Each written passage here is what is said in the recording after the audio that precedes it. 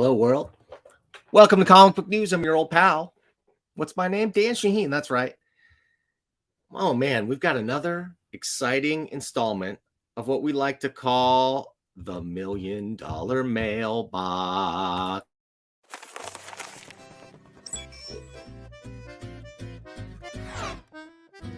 Who's in the $1 Million Mailbox? One guess who? Who'd never ever start an argument? Who'd never show a bit of temperament? Who's never wrong but always right? Who'd never dream of starting a fight? Who's on your screen with the comic book scene? No one but Dan Shaheen. Oh, no one with Dan Shaheen and Larry Young, of course. Larry, hey buddy. Dan. How's everybody doing? I say going. For some reason, I only slept 2.5 hours last night, so this might be a really funny show for me. Like, yeah. Totally fine, Larry. If you need to sit out, I have Pseudo Larry. We can bring Pseudo Larry in at any moment. Oh, I love that. Yeah, that's Peter Bagg, right? I forget. Yeah, not too bad, not too far away. I thought it was decent. Yours is perfect, though. I love that. Yeah, so I skipped my normal solo intro spiel, but I thought I'd bring us right in and just say, hey, thanks for watching and to another edition of the $1 Million Mailbox. This is the 12th $1 Million Mailbox, and Larry's been there for probably 10 of them at least. Yeah. Early adopter. I was a longtime fan of Dan Shaheen and all his works, so I'm happy to pitch in whenever I can. I'm just happy to be here. I was telling you, like before we went live, it's like, man, I love this. I love what you're doing. I love that people appreciate it. I'm jealous of your beard. Thank you. It's getting there. It is getting there. Speaking of appreciation, guys, hey, you know what? If you're not already, please consider hitting that subscribe button down there. There's also like a little bell. You hit that bell, you get notified. Quite a few of you actually get notifications, and I think that's why we instantly get at least a few people watching. We got 4 eyeballs right now and climbing.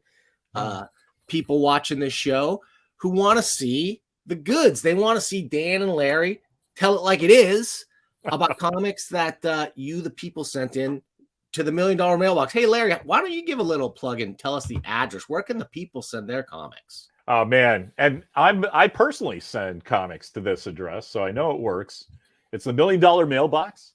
It's a P.O. Box 1163, Arcata, California, 95518. I actually have this right next to my on my working station here, just in case I gotta get a hold of the $1 Million Mailbox emergency in my studio.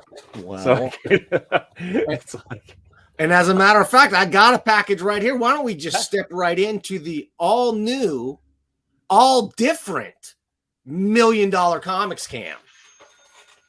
Okay, what's all new and all different about it? You're gonna see, folks, but it's gonna get crazy. Oh my God, we're getting goofy with the effects. Wow, that's like the $1 Million roller coaster.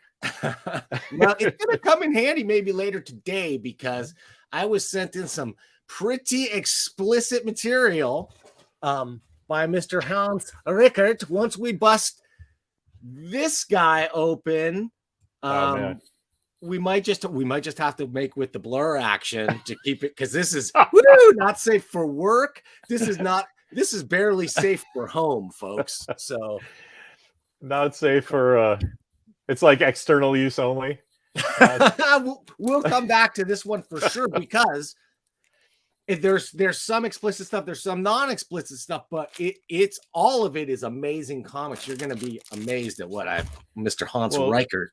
As a former retailer and I as a former publisher, that when the talent, when the creative writes, "Hey man, explicit" on there, you know that it probably is pretty explicit. And I'm going to start real quick though with one other thing. So I got this package, and you need to help me decide, Larry, if this guy is an avant-garde genius or just kind of absent-minded, because I got this and I was excited. It's well packed. I was like, I'm hoping for a letter or stickers or something. Nothing. And then I opened it up. Oh, wait, nice on the back, really nice plastic flame press logo. Oh, I love that. So I need the plastic frame. So he has the audacity, the daring to be able to put out this, a piece of cardboard, because there is nothing else in here. So, oh my God, really? He just sent you like a homemade backing board. Well, either that or he's so confident in his work, and this is truly transgressive, I guess. I don't know. SS, some kind of statement on Nazi Germany. I don't know what's happening here. Am I a fascist show? You know what I think? That printing on the back of the envelope, that's high quality. The plastic frame stuff. So I'm kind of curious how he did that. You're not running that through a inkjet printer, right? And maybe he, you know what? Maybe he has a screen printing thing for a T-shirt, and he just popped your envelope. And he was so worried about presentation that he forgot what he was there for. Or that's the most expensive ad ever. This is because, you know what? This is something I would do. I would send an empty box to somebody and follow it up with a real package, and then say, you know, you opened this one because you were wondering about the other one. So I meant to do that, and that's because that's kind of a marketing thing, getting attention. Well, that's the best possible thing in his work. Yeah, that he can send me blank cardboard, or please, guys, send me a new one. Can I tell you? We're just being super kind. He was just drunk and forgot. That's what I imagine. I kept looking around thinking maybe I dropped it, or it was a mini comic, or it was something. Right. But so plastic flame press, guys, please send me another one. Sorry, you blew $382 on postage from Durham, North Carolina. What is it? Plastic frame press? Plastic flame. Flame. You know what? I'm gonna send that guy $5 and see what happens. Sorry about you sending this empty thing to Dan. I feel personally responsible. Okay, well, so on to more sober entries in the $1 Million Mailbox. Let's start with which one? Let's start with the Last Aviatrix. Let me just say, by the way, super pleased that ever since I put out that ad that Jim Rugg helped me make to encourage people to send books into the $1 Million Mailbox, I got a whole new wave of stuff. Mm-hmm. And every time I get these things, I sort of get it and I put it aside till I have a moment to read it. And every time I sort of give it a first glance and I go, it looks whatever. And then almost every time, especially this time around, I am just surprised by how interesting and different and just how much of their personal psyche is put into these comics. Yeah. So let's talk about the Last Aviatrix, okay, Larry? That's one of the fun things, honestly, just about reading, not just comics, but books, novels, everything, is that, you know, they say you can judge a book by its cover, but nobody talks about what happens when you get inside. So, you know what I mean? It's like totally true. I think that's cool that you still have that hope springs eternal thing, and it's like, and then you open it up and you're like, man, you know, that guy was really working it out. I'll be honest. Every one of these comics, they've all got something where I go, areas where they could improve, or I go, this could be a little, like your next comic is obviously going to get better, and we'll see there's progress through these three. They get better. But then I also see like, oh, that's something I wasn't expecting. Like I sort of thought I knew the tropes that they were going here, but they really do have a different spin. So that's awesome. Hey, yeah. Did you ever read the Kamiko primer with Matt Wagner's first Grendel? Yeah, so long ago, though. That was, it was long ago. But especially with the TV show, I mean, Matt's a great guy. I'm really glad that's happening because I was a giant Grendel fan.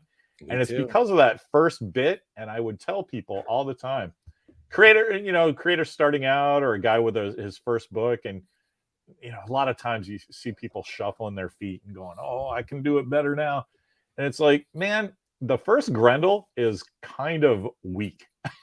Yeah, definitely. It's like I could draw that well. Oh yeah, but same with the first issue of Mage too. But yeah. But I'm just going with that Kamiko primer because that's when I first saw his stuff. Because there was just something about it, was like that story was electric. It was fresh and new. It was just fucking fantastic. Yeah. And I would tell people, Matt Wagner did not let it get in the way of doing the comic he wanted to do, that he really didn't have the talent to do it yet. And I was like, so don't worry that it's not your best work, as long as you're doing the best you can right then. And I don't know. So I love when people's first works, I almost like it better than when they get famous and everybody knows about it. Because it's like, oh no, Brian Wood was like that. I sent that guy a fan letter from his ad in Diamond Previews. Like, so I just, you see the guys that are gonna get good. Yeah. And I just by this guy's layout, I already think that. I love black and white books. I love his layout. I love the establishing shots and the. It's such a throwback, but yet you can see his influences. There's a manga influence as well. I think, as well as storytelling. It sort of feels it's a post-apocalyptic Mad Max-ish type tale, right? We're in the far future. We've got the Last Aviatrix. She's got her plane that's barely cobbled together, and she's sort of combs the post-apocalyptic hellscape in search of, this was cool, I really like this, in search of media. So she's finding books and stories and movies and bringing them back to a librarian who's got a sort of post-apocalyptic library, and has deemed, like, every one of these films and treasures from the pre-American War era is like, it's an amazing artistic treasure, and which I think is kind of true. Like if you were to look at some of the stuff coming out of Hollywood even today, and then just in the past 40 years, 50 years, whatever, it would be like miraculous. Like it would be like a miracle out of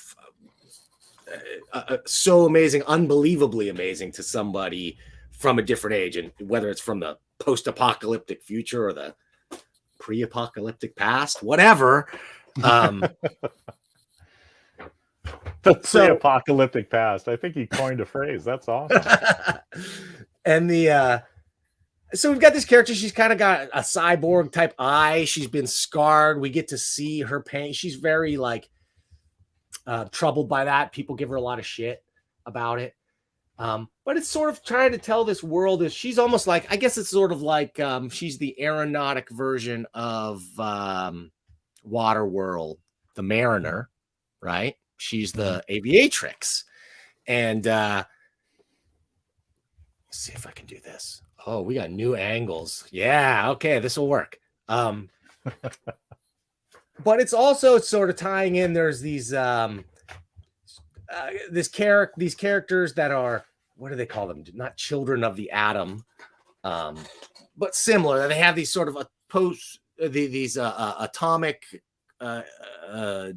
derived superpowers. So you've sort of got an Akira type character. There's this old wizard character, and all these guys are sort of like invulnerable with insane powers, and they're sort of trying to exert control over post-apocalyptic society. And the Aviatrix has found this young lad who is one of these atom children and a mechanic, and helps get her plane started, and he becomes almost like an Akira, not Akira, but like from Akira, almost Tetsuo. Tetsuo-ish type character. Well, we get to see a lot of post-apocalyptic cool stuff, like they ride around on giant cockroaches and moths and giant mutated insects. I love that kind of stuff. Oh yeah. Nothing we haven't maybe seen before, but just mixed together and with a pretty fun flavor. That's exactly what I was gonna say. Like, it's so fun when somebody looks at pop culture, grows up with their pop culture, and eventually gets the point where like they get ambitious enough or upset enough that things aren't going the way they want, and like, hey, I can do this, and you just reach into the pop culture stuff. There's nothing new, right? But what it is it's how you do it, and I love this. Yeah. So in the future, they have a sort of religion based around old pop culture detritus. So Elvis is considered this god who's delivered all these messianic messages in the forms of his music. That's so how it is now. A lot of Elvis. Praise be to Elvis. Big time. So the world, it's world building. It's an exercise in world building. We've seen giant bugs and radioactive mutants and these things before, but we haven't seen them mixed with this flavor together and put together by the Kegels. Okay. Art and story by Buster Kegel, cover art by Daryl Kegel and Buster Kegel. Now I went to middle school with a guy named Daryl Kegel. Huh. And I wonder, Daryl Kegel, did you go to Herbert Hoover Middle School in San Jose, California in around 1989-ish or so? If so, I want to know. You should have given me a letter or something beyond this. You just sent me your work, and I'm going to enthusiastically recommend The Last Aviatrix. If I was at a convention and saw these out there, nice glossy covers on a couple of them. This one's a little more matte, saddle stitched, black and white. Takes me back to the good old days, but on good paper. A good package. The one thing I'm going to comment that I don't like is that there's no cover price, but what are you going to do? That's okay. Well, that's an interesting tack to take, right? Because he can make it be anything. That's what I mean. You can get away with it, but I like to see an ISBN. I like to see. But it depends on what he's doing. If he's just selling them at shows, you kind of don't need it, right? But and I'm going to assume for the eventual ultimate form of this is graphic novels, because some Yahoo Larry years ago wrote some kind of like Jack Chick Unabomber style rantings about graphic novels being the future or something, and that you should just put it. Who was that guy again? Oh wait, that was you, wasn't it? Yeah, maybe. Well, ranting about just in a nutshell. We'll go over this again in our AIT Planet Lair show. But what's the nutshell strategy? For graphic novels? Yeah. Well, if you just print it, you mean printing straight to OGN instead of doing floppies? Yep. Well, there's an economic and time issue in that. What made me do it was I published 5. Well, the first 5 astronauts in trouble were Rob and Steve Snell. So Buster, are you Buster? You're gonna have to go back to watch all the stuff we tore you apart, dude. Kidding. We love it.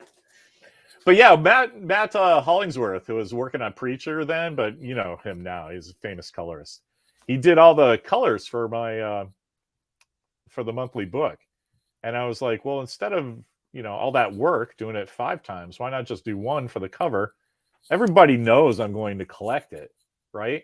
So I've just spent all the floppy money on the printing bills and stuff, where I could have just done the graphic novel and called it a day. It doesn't work for everybody, but we had paid Charlie and Matt to finish it because retailers were very about black and white books from some guy that works for some guy in a store. Right. That's not traditionally a slam dunk for comics, and so I knew that was going to be a sticking point with retailers, and they're like, "Well, I'll order it when it's done." And it's like, dude, this was before PDFs.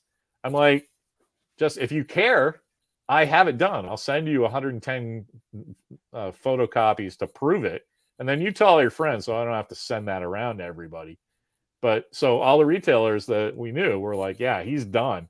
It's going to come out every 28 days. You can count on that money. And so that's a reason to do floppies, because you build that audience, but they're such drag in the heels. Like, if you want to do that, you have to do at least 24 issues for 2 years, because then retailers will go, oh, that guy's not going away. Right. But who wants to work for 2 years before people start taking you seriously? True. You slop a book on the table, everybody goes, wow, that guy did the work. So I like the serialization just in the sense that for some cartoonists, this wouldn't work for everybody, but it keeps them working and keeps them on schedule if they're a disciplined person. Right. No, and gets that feedback, keeps that feedback loop going. Like Dave Sim being like the ultimate example, I think of that. Right. Yeah. Oh, Dave. I love Dave. Oh, speaking of guys we love, hey, Don. Don Chin! Guys, hey, Don, thank you. I don't want to destroy the cameo, but there's a Don Chin cameo at the end of today's credits, so stick around for that one, folks. Don and I traded some comics, and I just wanted to thank him. His stuff is great, and my kid instantly stole the vinyl stickers he sent, and I was going to put it on my Yeti, but my kid put them on his what do you call those, skimboards, on the front of his skimboard. So thanks, Don. Don is king of the tchotchkes. We love it, Don. Keep it up. Oh, and Buster, hey, you're watching. So is Daryl your brother? And did he go to Herbert Hoover Middle School in San Jose, California, 1988, 9-ish? Man, can you imagine? We'd freak out, wouldn't we? I think it'd be great. So I'm going to enthusiastically recommend The Last Aviatrix. I wish it had a cover price. I wish it had maybe a barcode and or an ISBN on each issue. But for what it is, if you're putting this out, taking it around to conventions, selling it in packs or whatever, and with the idea that you're eventually going to collect the whole thing into a trade, I support it. How many? One thing we missed. How many pages is that? Do you figure? A lot. Each one, number one feels thicker than the other, but I want to say that it's 32, 64. At least. Wait a minute. Let me see how many. 1, 2, 3, 4, 5, 6, 7, 8, 9, 10. At least 40 pages. Well, let's say that's what might be 48. I don't want to say what that would be. I can tell you what I would use as a price point for that. You see, it's a little wider than your regular comic. You can tell. That might just be, you know what? Might be the working some kinks out of the all new, all different $1 Million Comics cam. Actually, I think we're stretching him. Oh, really? Oh, that's interesting. A little bit. Well, I saw it on some of his art where he has the planes flying in.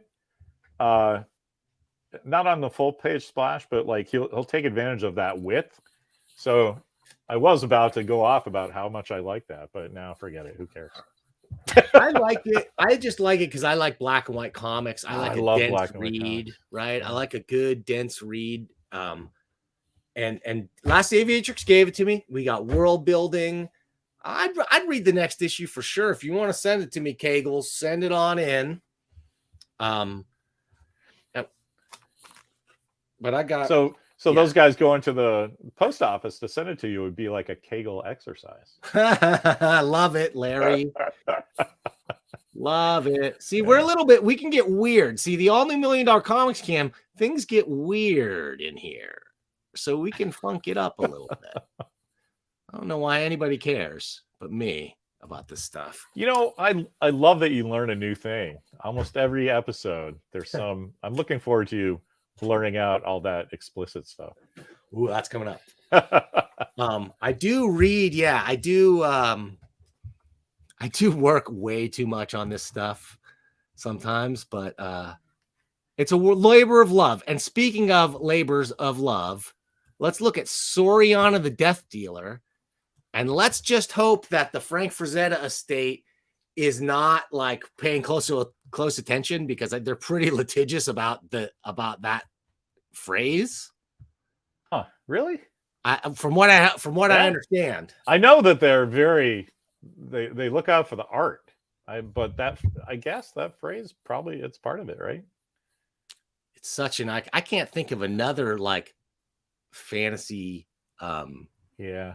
like picture that's more well known or that I know the name of the painting. You know what I mean? Right. Like, who knows Yeah, the yeah. name of that thing? Yeah.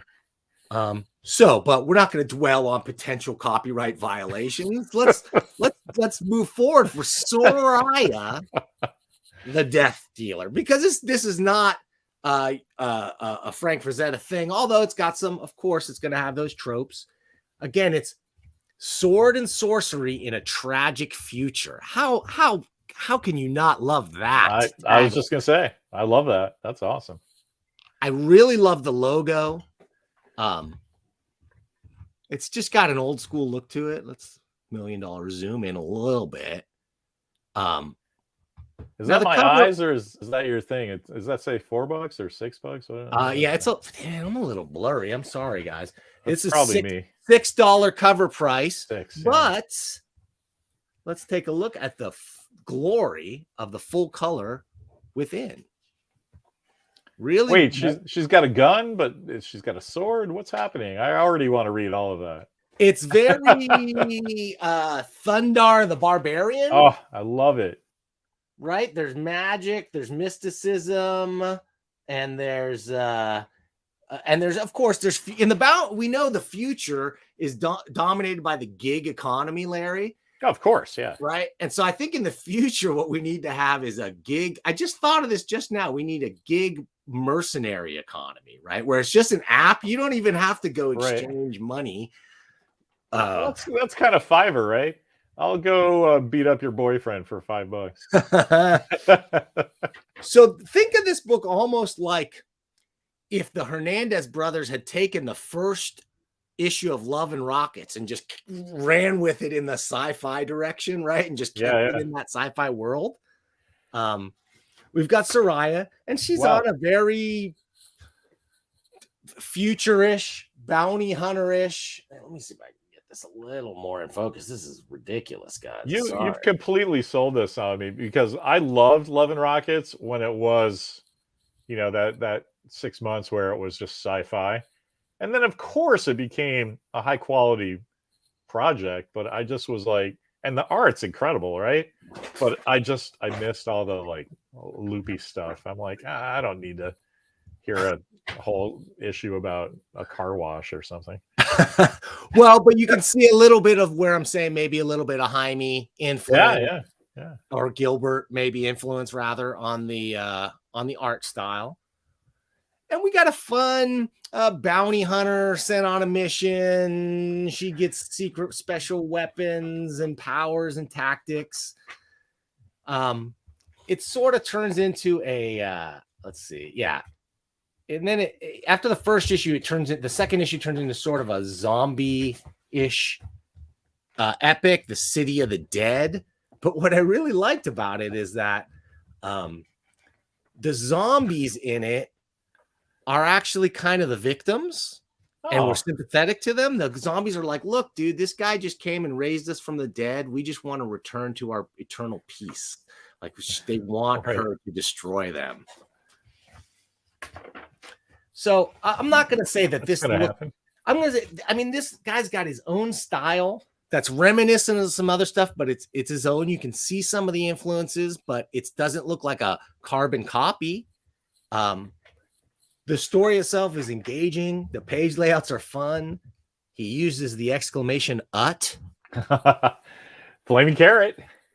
If it's not a flaming carrot reference, I just love it anyway. No, it has to be. Where do you see that outside of a flaming carrot? It's got magical swords. It's got brain gems. It's got zombies. It's got sword and sorcery in a tragic future, Larry. You know what that kind of reminds me? Do you remember the bumpers they did on MTV's Liquid Television for Stevie and Zoya? Yeah. They would start off, the turn of the century. New York's New York. All crime. It's like sword and sorcery and a tragic future. I love that. I just love that kind of marketing. Totally. And the style is like fun in a way that you can't take it too seriously, although it's not played for laughs. Like like the characters are in on anything. It's played extremely serious and straightforward, but fun to look at and fun to read. It looks like it flows pretty good. You know, the storytelling. It's cool. It definitely passes the flip through test for me. Yeah. And actually, of all the books today, maybe I think the pacing I like of Soraya the best. It's very modern in its pacing. It's like a fast read, but it's not overly bogged down with too much expository dialogue, which I just can't stand when you get too far in the weeds. He's letting pictures speak and tell this story. We don't need to know where she came from. We just know it's a tragic future. Right. Sword and sorcery. Yeah, the future, not so good. Okay. And so this is In the City of the Dead. Oh, art and story by Matt Chi. And Matt sent a couple of little goodies that elevated his entry even further. Love this business card. MattChi.com. Yeah. Make sure to check that out. I'm sorry for the blurriness today, guys. I got to work through my details. MattChi.com, really nice card. And then, not just a sticker, Larry. Not just a die cut sticker, Larry, but a prismatic die cut sticker. Nice. This is going right on the board, I think, next to the Terminator. I'm going to start adding die cut stickers to this board. That's an awesome idea. I have to make stickers now for you. So Matt Chi, Soraya the Death Dealer. If I saw this at a convention, I am buying it. It's got a cover price, so I know what you think it is worth, and I know maybe like the value. That gives you a leg up. Matt Chi Comics. Go check out mattchi.com for more info. Okay. Now what? Oh, okay. So it's time to get a little blue, Larry. Sorry, folks. Wait a minute. We're going to dive into the work of Mr. Hans Rickert. And if you see, he says, your support is deeply appreciated. Deeply, Yikes. right? Deeply appreciated. Get it? Got it. Good. I just love anything that starts off with, caution. Well, you may think you know what this book is, but you don't. Well, and I've been around the block, Larry. I read some smutty comics in my days. Oh, sure. Cherry Pop-Tart. I read it. Good comics. Yeah. Ironwood by Bill Willingham. Great comics. I'm trying to think. There was one I really liked. It was 100% the art. I can't remember what it was called, though. Of course, the thing about comics like that, they last 3 or 4 issues, and you never hear from them folks again. But so we've got 2 series here that he sent me. First, he sent me a mini book of drawings by Hans Rickert, and we can get a little taste for what Mr. Rickert is all about. Oh, hey, right off the bat. Hey-o. So, oh man, aren't we all just teenage boys at the end of the day? Well, what's interesting here is he's married. His wife encourages his comics creation. It's art, man. I really loved some of the intros to his comic, The Gloaming. So I think these are the front. They're logo-less covers. How do you know that? Was that a text piece that said my wife encourages me? Yes. Or did he send you a note? No, it's in the text pieces. So each of these issues of The Gloaming. Back in the old days, that's totally a note I would have written to somebody, some reviewer. Be like, look, I know this is a little harsh, but my wife doesn't get mad, so I hope you don't either. Well, let me just read, if I may, Larry. I'll read intro to number 1 of The Gloaming. Attention masturbators. It begins. Already, he's put us all on notice, right? And we know what we got. Flowing bubble of borbulent baubles. Oh my goodness. In these dark days of pasty-faced demagogues and widespread intellectual destitution, I've come to the rational conclusion that the world needs better smut, or at least the kind of smut that I like. In The Gloaming, you will witness cock-crazed feral nymphettes ravaging the countryside in a rape frenzy, uninhibited violent girl fights and orgies of genetic mutations, pouty teenage girls with round soft parts gleefully poking things in and out of their wet spots, writhing forms of indeterminate organic matter copulating with profane ecstasy, mashing themselves together in an undistinguishable mass amidst subaudible groans of fetid pleasure. Oh, man. I ask you now, is this wank worthy? Why aren't you rubbing your parts yet? Please understand that I do this not for my own onanistic gratification, but for the greater good of fellow beings. I do this for you. Yes, exactly. Well, I'm almost done. When self-abuse has become the ultimate form of personal rebellion, it is time to take matters in your own hands. Please consider this booklet as a handy visual aid when you're fiddling with your private parts. However you may define them, I'm not one to judge.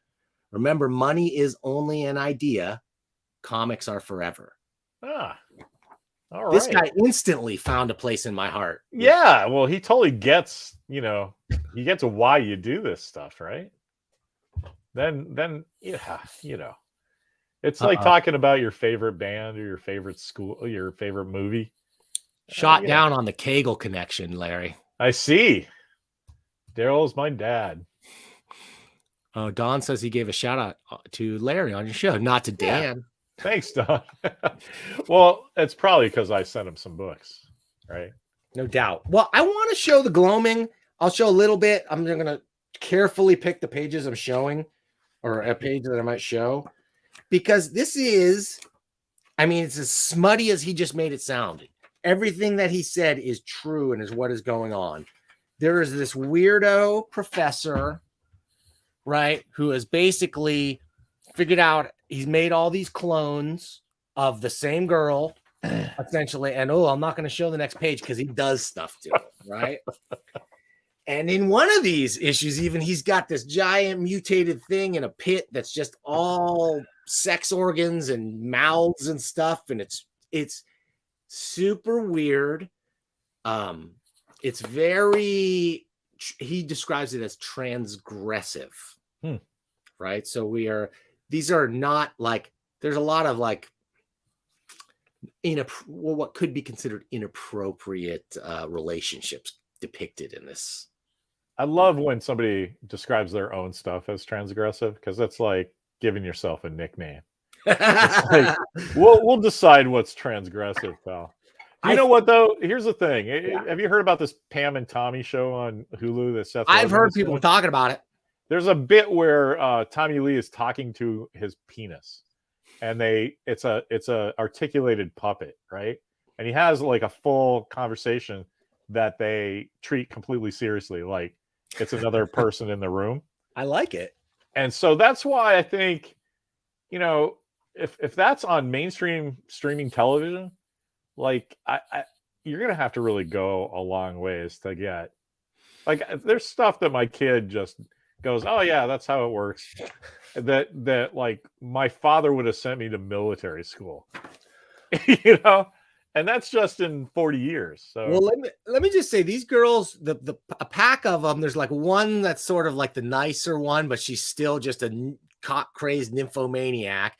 And the rest of them, though, they carry this thing around and they kidnap dudes and they inject them, and it gives them a permanent hard-on, and they just like capture the guy and just have sex with him, just like until he's crying and he's like, you can't take stop, right? Yeah, too much of a good thing, right? So I can't show art the is gloaming. Cool. I like the art. I can't show the gloaming. It is good. It's like what is it? Phil Foglio plus Hugh Hefner. No, who was my comics example? Oh, meets like the offspring of like Jim Woodring. So it's a weird combo. Because so here's what I will show you. I can show you is and apologies if I'm mispronouncing cochlea and eustacia. Those are the ear parts, right? Okay. Small bones in the ear, I'm pretty sure. Okay. And so these are a lot of the themes that we saw or that I saw, we didn't see. A lot of the themes that I saw in the gloaming Like, for instance, like who could forget this moment in the glowing? Oh my Lord, I can't believe we're showing this. This is too hot for the internet, Larry. I can't. No, I won't even show it. But Coakley and Eustacia, too hot for the internet. We can show. We got a theme going, a similar like twin girls, and there's more clones of them. There's a lot of this cloning of the same kind of like teen looking girly girl going on. But man, the whole thing reads just like an amazing fever dream. Let me zoom in a little bit here if I can. The art is just top notch and fantastic throughout, and only gets better issue by issue. Completely surreal, like this weird teddy bear dude roaming the junkyard. Wait a minute.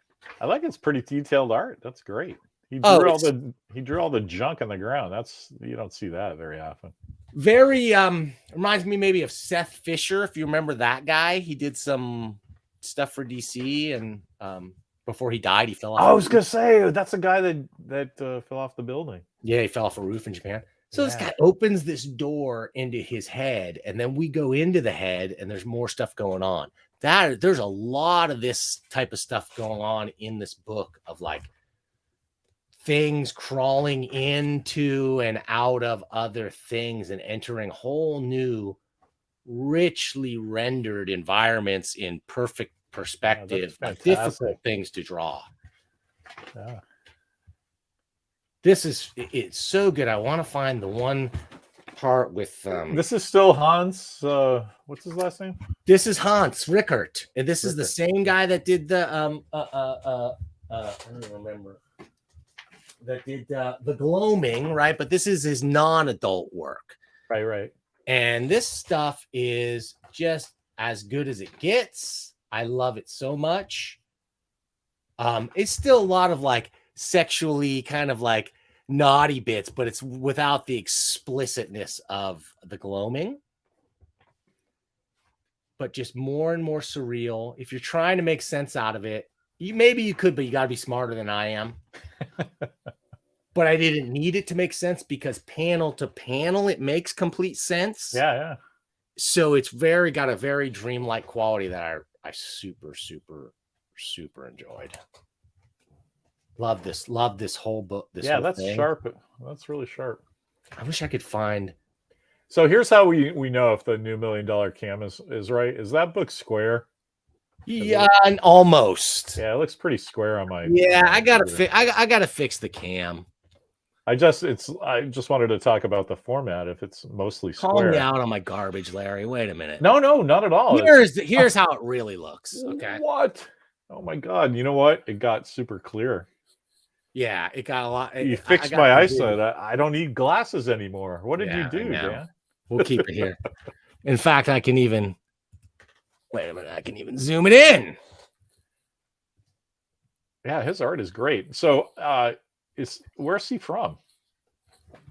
The internet, Larry, where all good things come from. I meant more like, did he give you a website, or are you saving that for the end? Yeah, I have. You're gonna have to look up hansrickert.com. Well, hang on a second. I have it. I have the info, but I'm trying to find what was my favorite. One of my favorite images on this whole thing. It is, and there are so many, dude. It just gets okay. Let's start looking at number 2 here, because it gets even. Oh wow, that's dense. Yeah, that's great. We're talking about, like almost on a Jeff Darrow level, not quite that level of detail, but a lot of effort and work put into it. Yeah, that's great. Well, I like the clone girl thing. That's cool. And naming them after ear bones. The names are so weird. It makes so little like real sense, but yet it does. Like you understand the story that's going on. Yeah, that's the kind of thing. Like that's definitely the kind of thing when I was in college that there'd be 3 issues of that in my bathroom. Yeah. And then people would steal them. I have only one complaint, and it's so mild. It's that they're not trimmed well. Yeah, sometimes with the kind of paper and with that saddle stitch binding, that's kind of, I mean, it's obviously it's not under his control unless he went to a press check, but it's also, if that was one of the like a Lulu place, or not to dog those guys, but they do a high volume of printing, and sometimes that just happens. Well, I want to show this because this is frankly it's amazing. So this dude, he's got her mouth open, right? There's a lot of this stuff. Now we get a view from the inside of her mouth. Yeah, that's crazy. Which is a completely rich environment. And then it continues though. This is so great. He's got the hand here, but then here, all right, here's where we go nuts. This is where I just was like, I have not seen this before that I remember. So she's opening it up, opens up her sister and puts her head in the sister's mouth. And then we get a view from inside the sister's head. It's so nuts.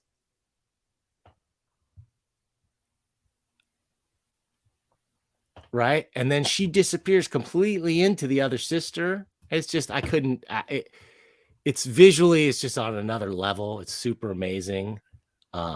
I give this like my highest recommendation. Yeah, that's fine stuff. I like that.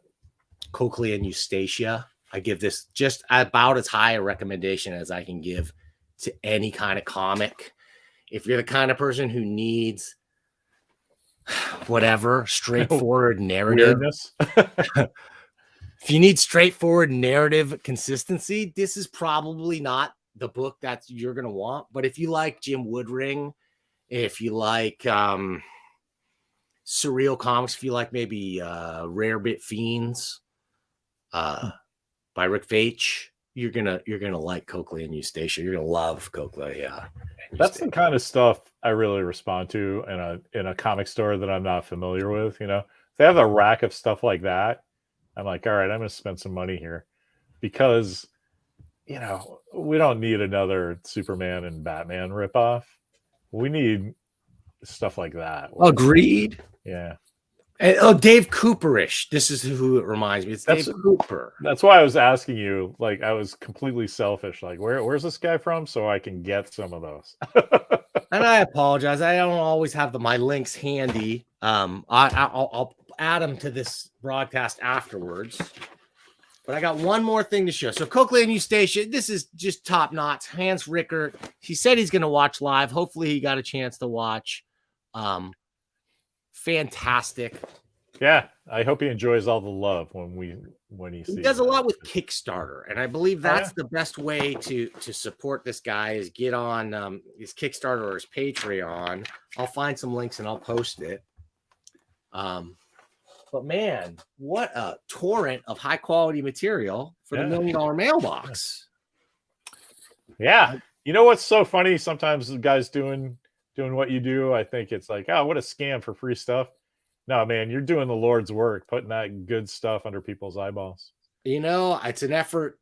It's not an effort to read it. It is an effort to make myself read something that I didn't choose myself. Like, that's not easy to do. Yeah.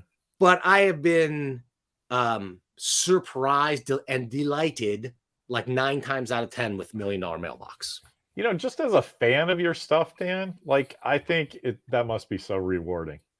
Like, for everybody, right? You got a good little niche going on here. Oh, dude. I recognize that handwriting, I got to say. It's not for the $12 a month in YouTube I make or whatever pittance they send me. But that's fine, because I get people like you, Larry, sending in comics. Now, you sent me Planet of the Capes. And I haven't read it in at least 10 years. I literally just said, hey, the world doesn't need a new Batman and Superman. And then you pop out on me. We'll read Planet of the Capes. This is your satire send-up of the superhero comics industry. Yep. I think it has a lot in common with this book, Dr. 13, Architecture and Morality. Brian Az, I love that guy. Do you remember his book Johnny Double? I Yeah. was working. He set it in San Francisco, and I was working for Hibbs, and he was like, "Hey, can you like do some really specific photo reference for me?" And he sent me this list of stuff, and I drove around on my little scooter, and it's like taking pictures of cop cars and Hunter's Point and weird stuff. It was he's a good guy. It was cool to see all that stuff in the book itself. Because I forget who did Johnny Double. I think it was Eduardo Bretto, wasn't it? Maybe Rizzo. Somebody, Rizzo, that's who it was. Yeah. And so it was cool to see like a master of comic books going, just using my little snaps as a reference. That was fun. Well, this Dr. 13 too is sort of inside baseball. Like you can read it on one level as a superhero thing, and it's kind of weird. It's with amazing art by Cliff Chang. Mm-hmm. But then if you read it as what it's meant to be, it's sort of a metaphor for how DC was sort of like phasing out some of its older characters and bringing in new characters. And we have this giant four-headed beast that somehow resembles some of the big writers at DC at the time. Almost look like Grant Morrison and Mark Waid and oh, that's hilarious. Jeff Johns. And this is this thing that's sort of destroying all the sort of more quaint characters like Dr. 13. Right. When did this come out?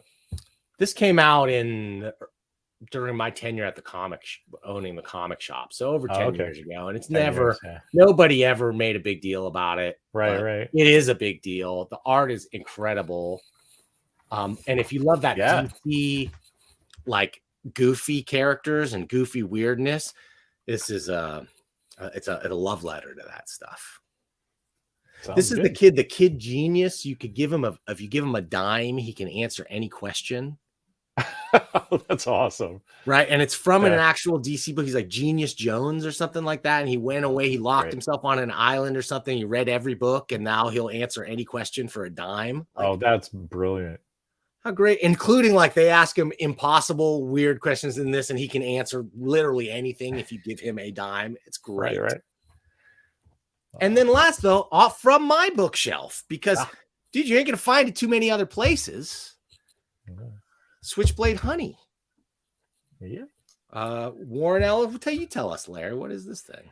Well, that's Warren Ellis's take on Star Trek. Basically, it's exactly what you think. It's like if you know Warren and his work, it's just a cranky old man's English view of what Star Trek should be.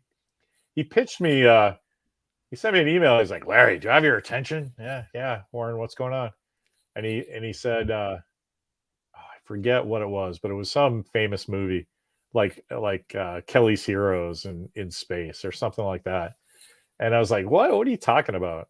And he said, oh, Ray Winstone as Captain Kirk. And I'm like, oh, okay, I get it. And I set him up with Brandon McKinney, who was at the time he was trying to work his own stuff out. He did this really good book called Journeyman. He had been pretty set up with Richard and Wendy Peeney on ElfQuest. Oh, okay.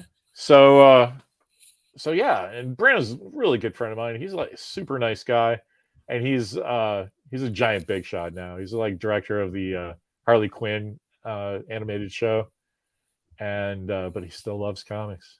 Cool, man. Yeah. So I'm hoping we can get him in here, right? And we'll talk to him. Well, we'll totally get it. If he has some time, he will do it, and it'll be like a really fun show because he's a really nice guy. Can't wait for that, man. Yeah, he comes from the San Francisco, creative blast that happened at the turn of the century. Like, I was there. Like Derek Robertson and Kieran Dwyer and me and Brandon McKinney and like there are others like crazy folks like Serena Valentino. San Francisco is a cool place in the early aughts for comics. That was my stomping grounds during that time. It was just a cool place in general, a lot different than it is now for sure. Yeah. Well, oops.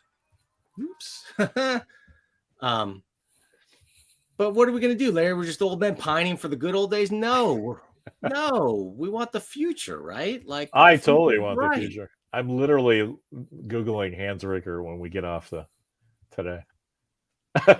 So you did good. You did. This was a good show. The stuff people send you is just amazing, man.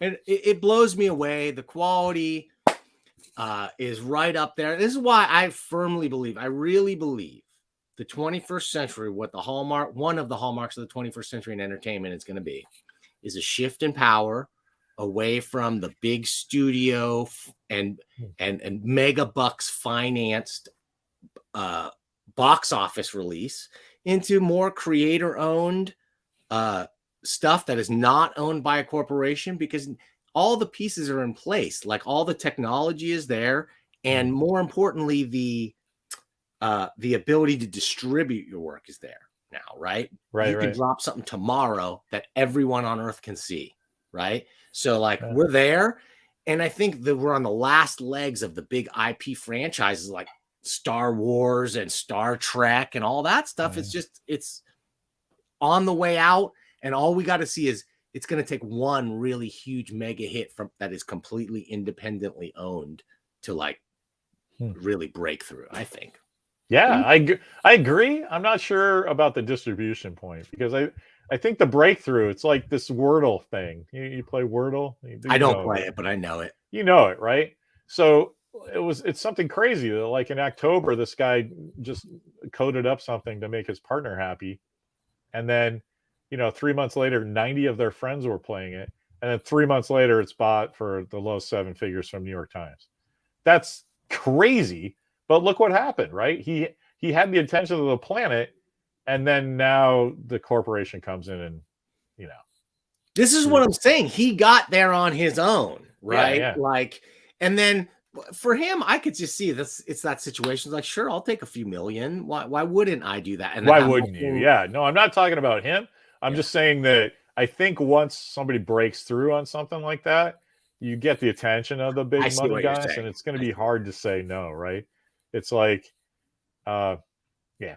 Well, it would be. That's the thing, because there was no way to truly monetize before that, where there are now. Like, you can fully self-distribute now, and that's true. If somebody made the great mega hit movie, like a great, just make a great movie. It doesn't have to be the greatest movie. Just make a really great movie, and put it out online, and like show that you can totally short circuit. It's not the studio system as much as it is the financing system. Right, exactly. So yeah, so that's always the stumbling point, right? Like, where's the money coming from? You have to have money to put something. If you're going to try to compete with Star Trek and Star Wars and like, Glee or 90210 or whatever you're into, right? There's a level of expectation in the audience of quality, right? True. So it's going to be really hard for somebody who's got, whose dad's a dentist, who flows his kid $30,000 to rent cameras and stuff and film, to create a film that doesn't go anywhere past the like Sundance. I see what you're saying. I think we're at that inflection point though, where it's starting to happen, right? Yeah, I do, but there's still it's the part in the middle that's going to be the problem for people, right?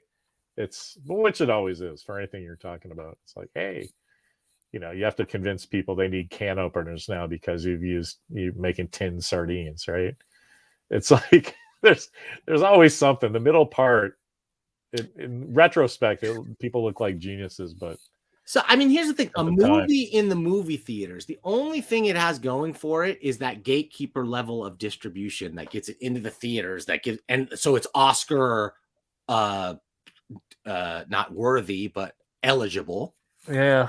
Right. Well, like, you got to pay. There's a big gap to get there. Yeah. But now the best stuff is coming out streaming straight to your home on the internet, and everybody can compete with that. So it's going to be the person who threads that needle and figures out.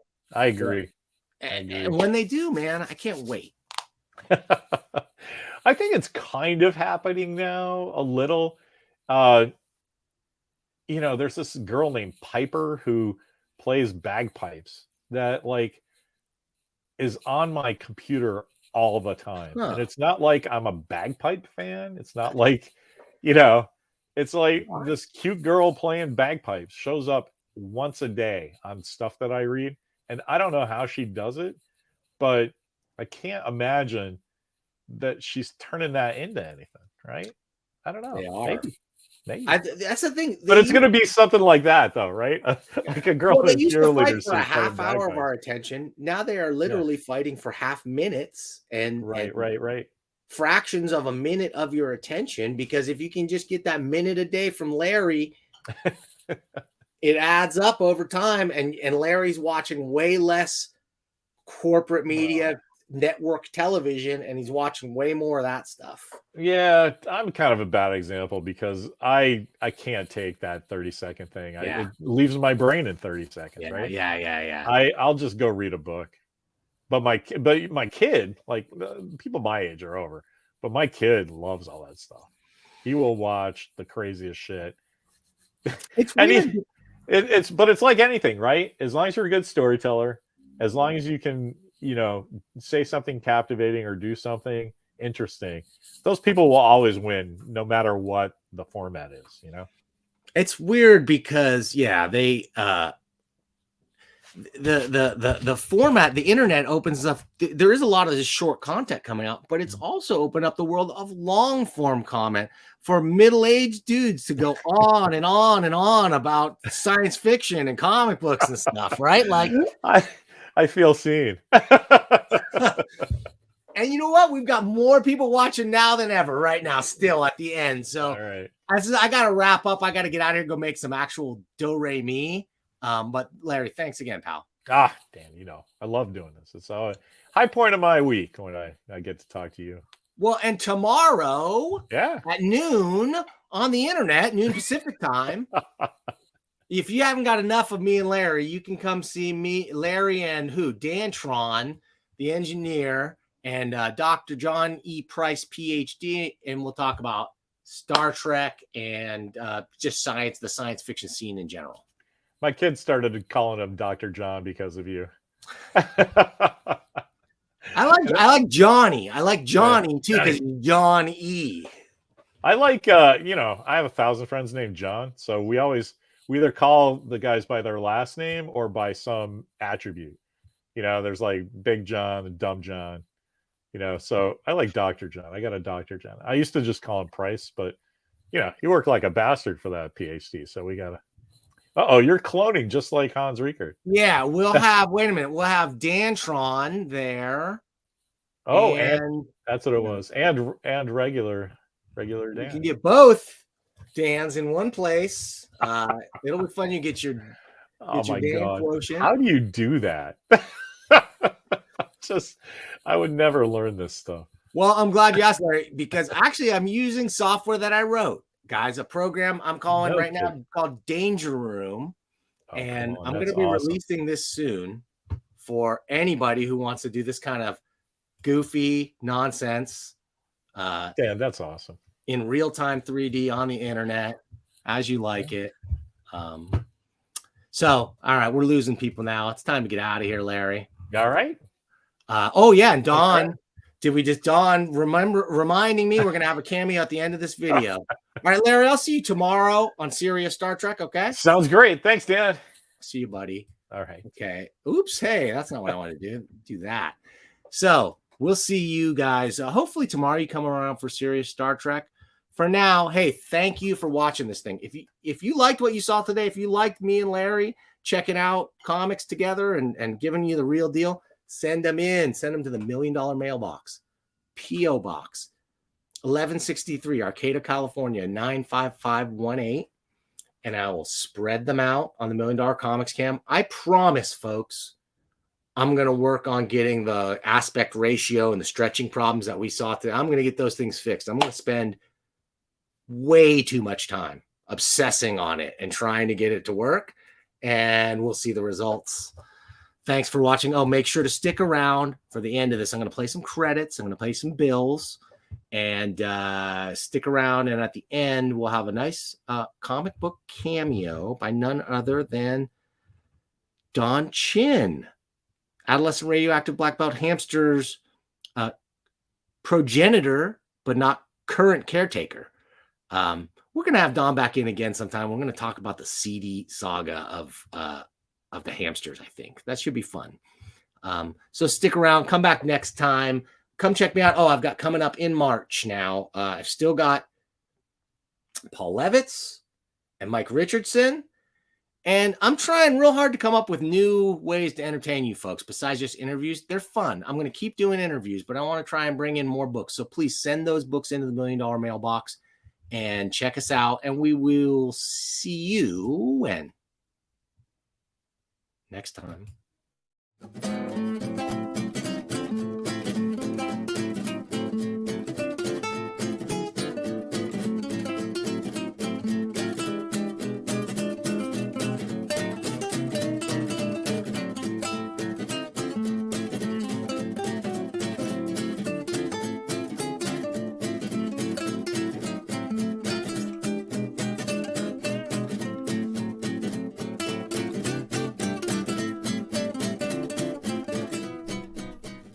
You're a kindred. Thank you, Don. You're a Hey, kindred Don, maybe soul. you could do a quick promo for the $1 Million Mailbox. Why don't you do? Can you improv for me? Wait a minute, I'm going to solo you, and you tell people Oh, where boy. they can do this thing. With or without glasses. I think I look more intelligent with the glasses. Yeah, you do. You do. All right. So what do I say, Dan? Just tell the people where they can send their books, Don, and why it's so great to be on the $1 Million Mailbox. All right. Hey everyone, this is Don Chin, Parody Press publisher, longtime comic book writer and producer. I would love for you guys to send your books in to Dan's $1 Million Mailbox. He does great reviews. He's fair. And I think you will enjoy watching him talk about your comic books like I do. So do it. Awesome, Don. Thank you so